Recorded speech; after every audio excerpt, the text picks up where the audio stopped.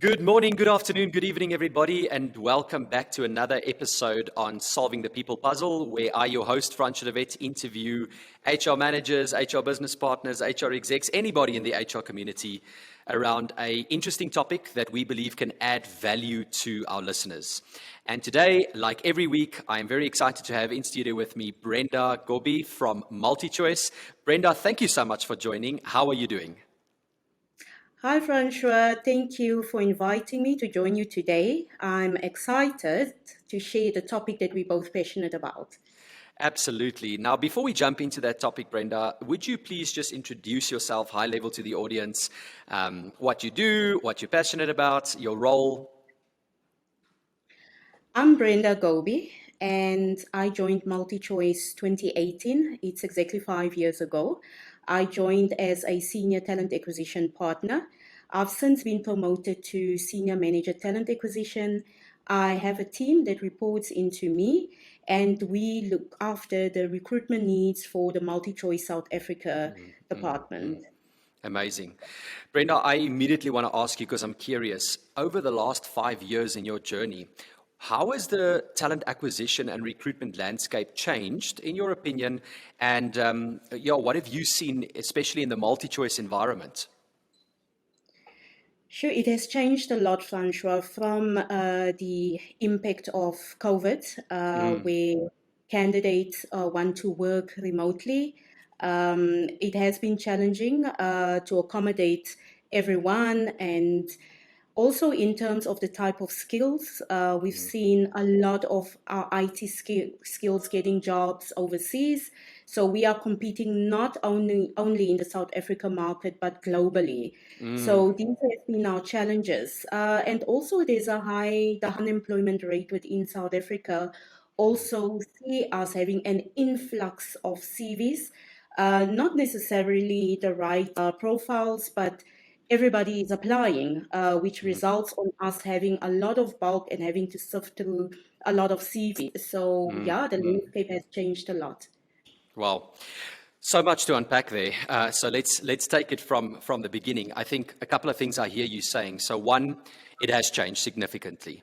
The way employees are engaging businesses has changed. Their decision or choice around how they want to work, where they want to work, what they want to do has changed.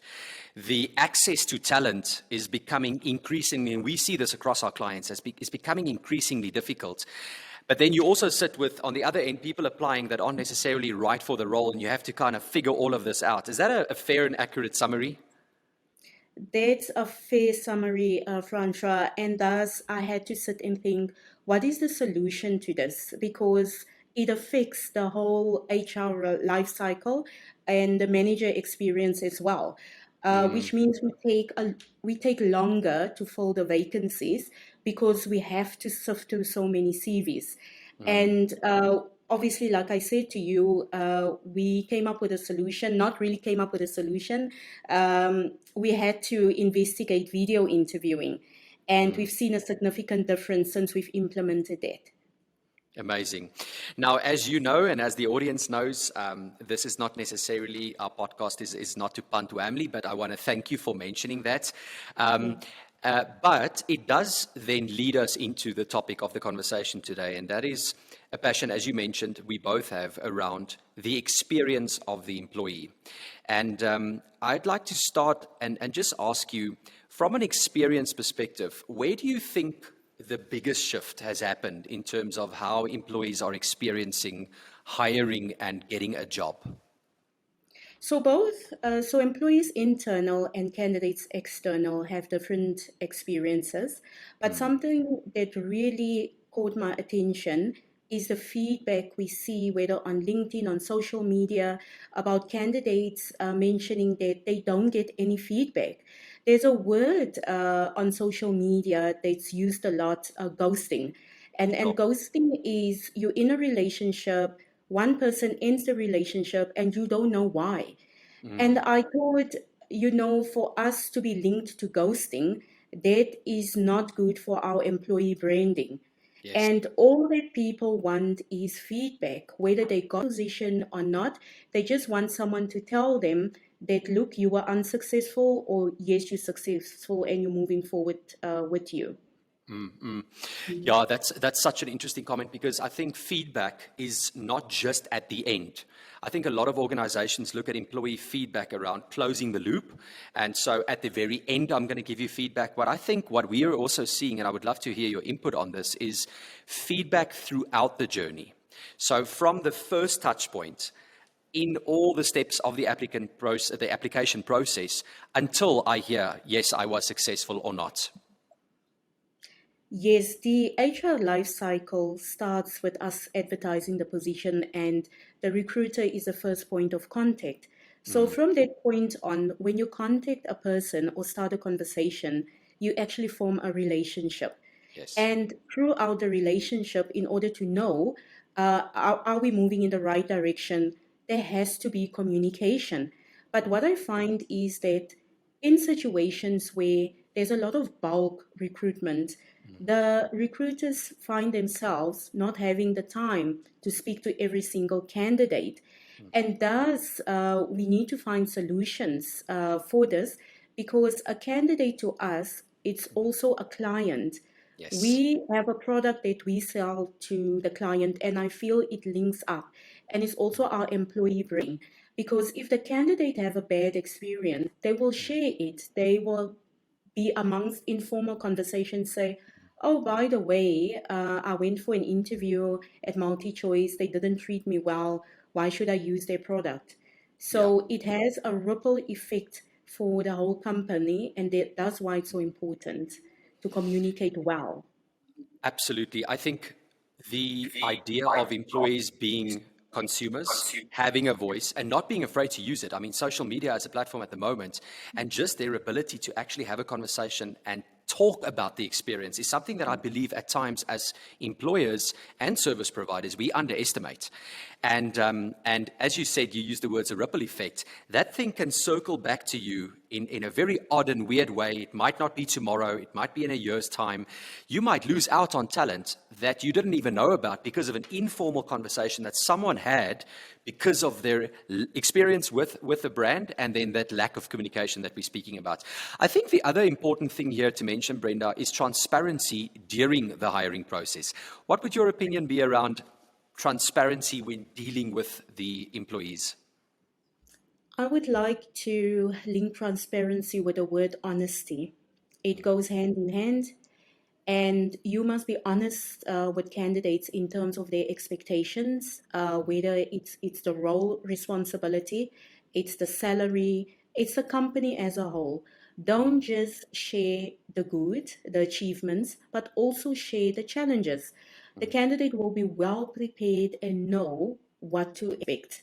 But as I say, if you are transparent, whether we proceed to place the candidate will say, I received all the information about the company and the vacancy, and I'm happy. Yeah, I completely agree with you. And I think at times we overcomplicate this. So when we think about transparency, what is the job about? What are the expectations? What is this hiring process going to be like? When can you expect feedback? If it's going to be not just positive, we will share the negative or the development areas or the reasons why you weren't successful with you. I think transparency also goes into onboarding and who's my manager? What is our culture like? What is the expected way of work? It always starts with a job profile, and we write up this beautiful thing. I remember my co-founder Marnus always says that an interview is actually such a joke because the candidate is presenting only the best of themselves, and the business in turn is only presenting the best that they've got to offer. And then somewhere in this value transactional interaction, there's this aha moment around, whoa, what you sold me is not actually the truth, both ways. Absolutely. It's both ways. And sometimes the questions or the valid questions are not asked, but you also should not assume that the candidate knows what questions to ask or what answers he wants. And yes, each company is unique in terms of their culture. We do need diversity within our company. It actually makes this company great. But I think it's also be honest with a person. Tell them, what's the team dynamics like? Who's the manager? Why do they currently have the vacancy open? And they'll know what to expect. And Brenda, where in the multi-choice talent acquisition environment are you practically trying to do this? Is it in every touch point? Is there a specific place where you place emphasis on it? At the moment, Francois, we concentrate on, the start point, the recruitment process from where we advertise the vacancy up until us onboarding and handing it over to HR. But what we do find is that because we formed a relationship, the candidates or the new hire usually come back to us. Yes. And we are open, we're always learning. So a recruiter or talent acquisition partner has to learn each and every aspect of the business. Like, what does the reward team do? What does our wellness team do? What does our benefits entail? I must know our benefits back to end to explain to the candidate. So I'll know the answer and don't have to necessarily send the candidate to a different department. Yes, yes. It's creating that shared learning opportunity where one, they feel comfortable to come to you and you feel comfortable enough to share at least with them what they're requiring or what they're asking for. But then also to say, once now this is established or mentioned, there is the partner or the department that you can go to find out more. Yes, and it's also important to check in with the candidate. So after 30 days, just to find out how are you doing, how's your experience been, do you need any help, do you need any assistance? That's also important. Which again brings us back to transparency around this is what we promised you during the hiring process. You've now been here for a month. Are you experiencing that? Are we delivering on that EVP or that brand or whatever that promise was that we made to you? Yes, because it started. We don't want it to end after the person is placed within the business. We do need the candidate or the new hire to be engaged. We want them to be excited about multi-choice.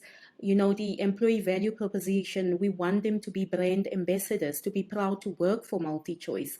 And that's why it's very important that it's not just of us looking for candidate, but the candidate must also say, you know what, I want to work for you guys.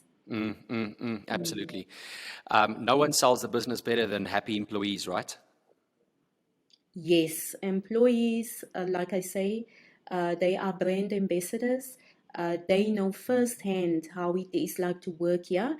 And also, when we have new hires, these are the people they're going to work with.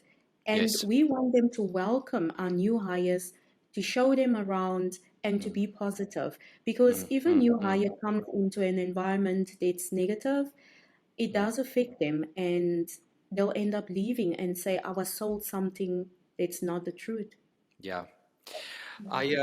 I can imagine someone in the audience going, yes, this all sounds great, and this is what we all attempt to achieve. We understand that we should be doing this, but we're struggling with volumes, we're struggling with systems. Ultimately, the efficiency of the process is not good enough.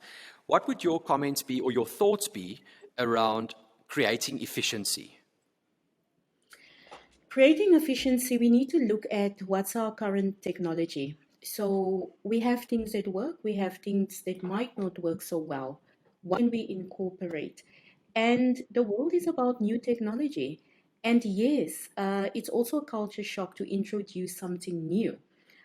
Before I decided that, look, I want to present this to our HR executive, the video interviewing, I needed to understand how will our hiring managers, the business, our HR business partners accept this.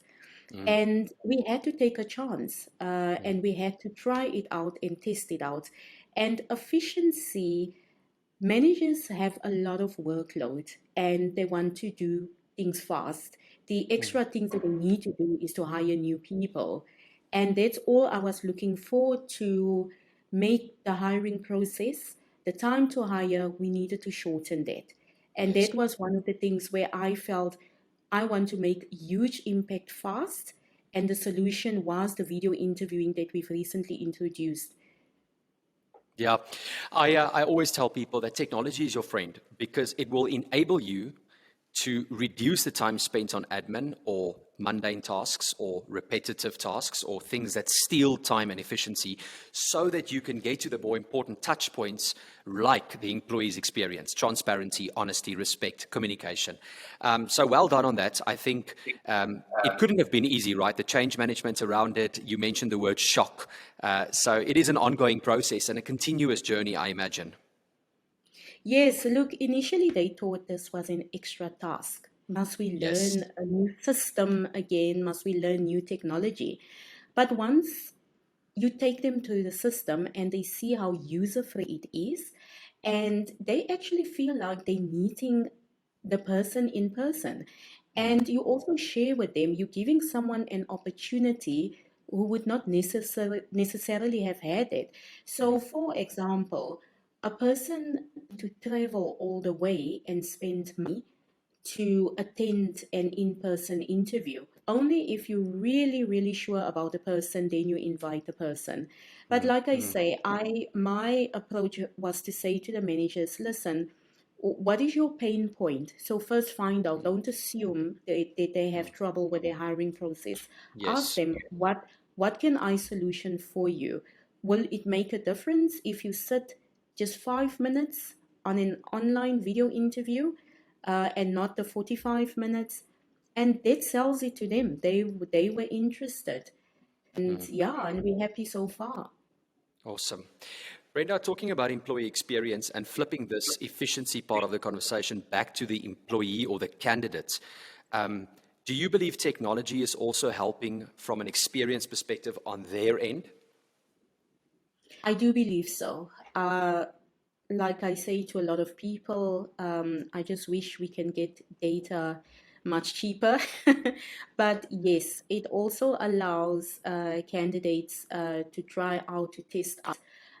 What I've experienced so far is that yes, our candidates do get a bit scared. They take longer to complete a video interview, but we do send them reminders. We do them to say, look, you need to prepare in this way, and you'll also get an opportunity to prepare. So it goes back to communication. Don't Yes. assume that they'll Yes. know how to use the video interview option. You must explain it to them. But technology is here.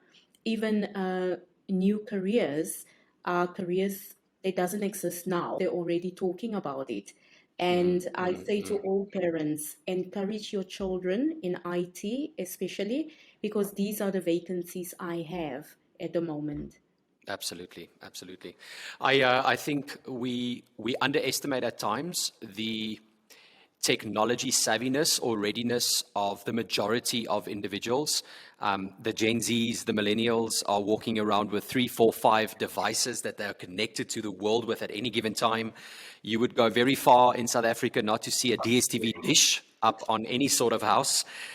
So I think long gone are the days where technology is privilege. And I mean, I'm not stereotyping here. Of course, there are pockets and areas where it can pick up, but we're only progressing from here. Devices are becoming cheaper, access to data, internet cafes. I mean, these things are a reality of 2023, and I want to commend you for also believing that incorporating this into the business makes sense.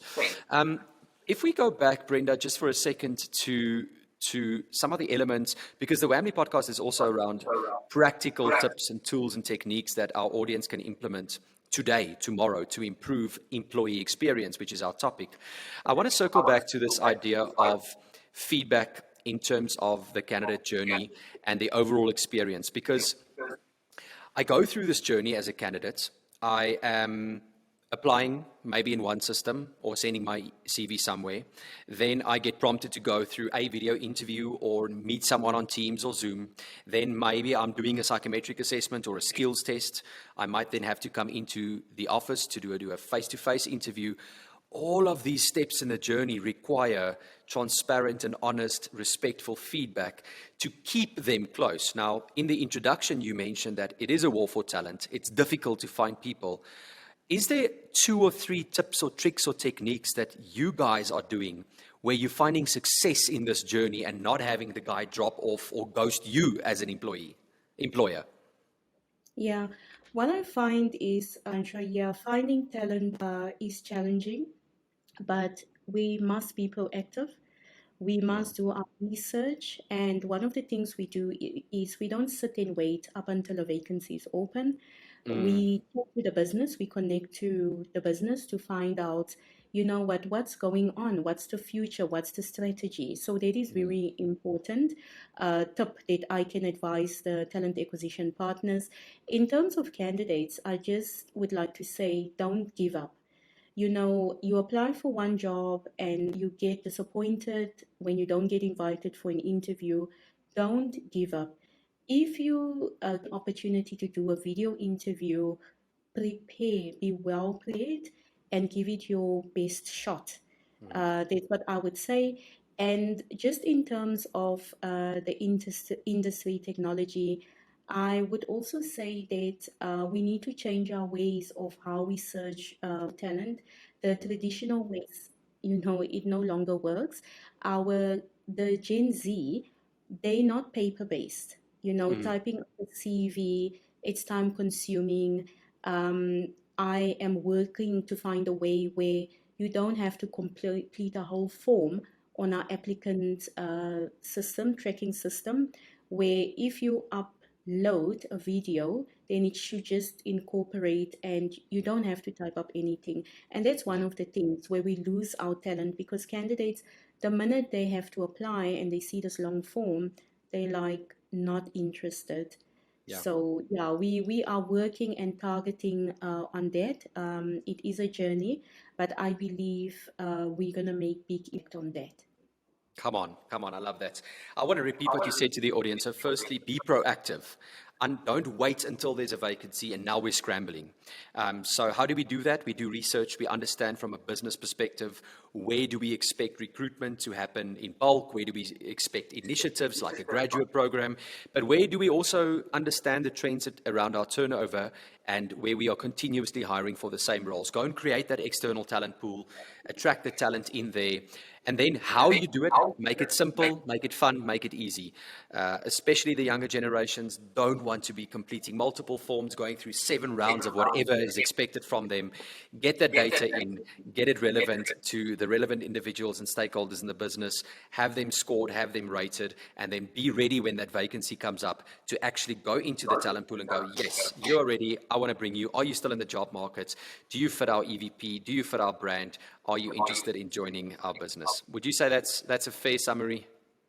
That's an absolute fair summary, Francois. And just also to touch base on graduates, we have talented graduates out there, and Mm, I always say to the business, give the person a chance without the work experience. Let's open the doors to these youngsters. They come with new ideas.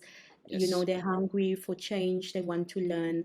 So let's also be a little bit more flexible in our thinking of what is a successful candidate. But it's Yes. absolutely correct how you summarized it. No, I love that. I think, Shame, I always feel so sorry for employees who say, how can I get in if I don't have experience and all I'm looking for is an opportunity to gain experience. So let's create those pockets in the businesses where we allow for graduates, interns to enter the organization and learn, bring their new ideas, their out of the box thinking, their disruptive nature. I believe we need more of that. Yes, no, I absolutely agree. And that's why I also say we are so open to diversity because Mm, that's where you get different ideas and mm, also for the product that we sell to the consumers. So you absolutely. always think about the person that I bring into the organization. Is this a change maker? Mm, mm, So that's mm. very important. Yeah. Brenda, thank you so much. This has been a great conversation. I think maybe as a final thought to the audience, nothing that we mentioned here is completely strange or new. I think it's good to again be reminded. We're so stuck in this rat race. We're running around trying to fill vacancies, but we need to consider our brand, our EVP, How are we attracting? Where are we finding? How are we making the hiring process easier? And then how are we onboarding and retaining? And throughout those touch points, think about the experience, because ultimately the employee is the consumer. They will talk about your brand. They will share the message. Even if they didn't get hired and it was a pleasant experience, they will also speak positively about your business. So thank you for sharing your wisdom and your insight. Thank you, Francois. Thanks for having me today. It was a very good experience.